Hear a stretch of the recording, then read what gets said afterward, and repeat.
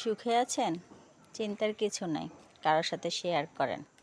আপনি সুখে আছেন, দেখবেন বদ নজর লাগতে 2 সেকেন্ড সময়ও লাগবে না। দুঃখে আছেন, তাও চিন্তার কিছু নাই, কারণ দুঃখে কারো বদ নজর লাগে না।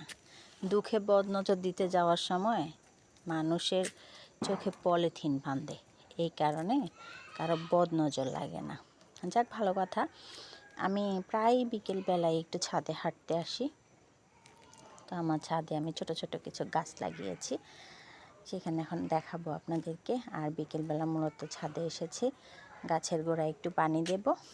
থাকেন আমার সাথে, আমি কাজ করি, আপনারা দেখেন আর একটু কথা বলি আপনাদের সাথে। আচ্ছা, ফেসবুকে অনেকেই আছেন, আপনারা গাছ লাগান বা যাই করেন, অনেকে ভিডিও পোস্ট করেন, কিন্তু আমি তো কখনোই গাছ লাগাইনি, তাই গাছ সম্পর্কে আমার তেমন কোনো অভিজ্ঞতা নেই। এই যে আমি ছাদে কিছু গাছ দিয়েছিলাম, তবে অবশ্য আমার ছাদে প্রচুর পরিমাণে রোদ পড়ে। এখন হচ্ছে গিয়ে এই যে আমার গাছগুলো কেমন যেন এই যে কেমন কেমন যেন হয়ে গেছে। কেন এমন হয়ে গেছে আপনারা যদি জানেন একটু কেউ জানাবেন। কি সারাদিন রোদ পড়ে বলেই এমন হচ্ছে, বুঝতে পারছি না। কেউ জেনে থাকলে একটু জানাবেন, হ্যাঁ। আর হচ্ছে গিয়ে আমি তো গাছে পানি দিচ্ছি,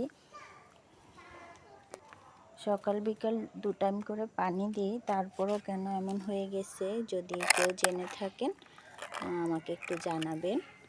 এই হচ্ছে গাছে পানি দিচ্ছি।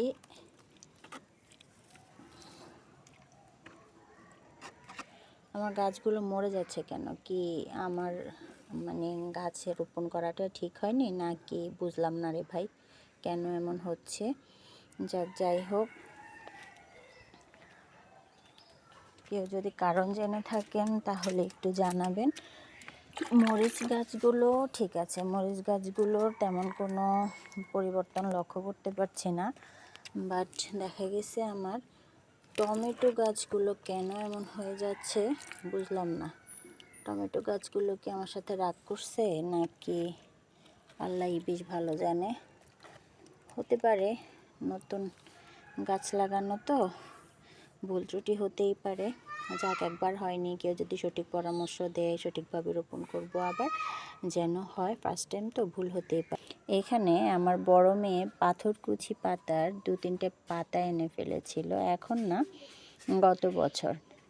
কিন্তু কোনো মাটি নেই এখানে, দেখুন। তারপরও কি পরিমাণ পাথরকুচি পাতা হয়ে আছে আমার এই ছাদের কর্নারে। চলেন আরেকটা জিনিস দেখাই। এই যে আসেন, এইখানে আমার দাদি শাশুড়ি এই যে জলপাই, ওনার গাছে অনেক জলপাই ধরেছে।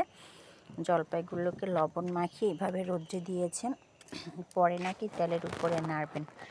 এখন আমি বললাম যে দাদু, এটা তো অনেক শুকিয়ে গেছে, কি করবেন এটা? বলছে এটা আরও শুকানোর পর এটাতে নাকি সর্ষে বাটা আর বাকি মশলা দিয়ে উনি তেলে নেড়ে নেবেন, টকটক ভাব রাখবেন, যেন খিচুড়ির সাথে খেতে ভালো লাগে, এই আর কি। যাই হোক, ঘরে মুরব্বিরা আচার দিলে আমাদের জন্য সুবিধাই হয়, খেতে ভালো লাগে। আচার দেওয়াটা একটা প্যারা, অনেক সময় নষ্ট হয়, যেহেতু ওনারা মুরব্বি, অবসর মানুষ, ওনারা পারবেন দিতে। দেখ, আমরা খাবো, এই আর কি। আচ্ছা, সবাই ভালো থাকবেন। যদি ভিডিও ভালো লেগে থাকে তাহলে অবশ্যই সবাই ভালোবাসা দিয়ে পাশে থাকবেন, ঠিক আছে? আল্লাহ হাফিজ।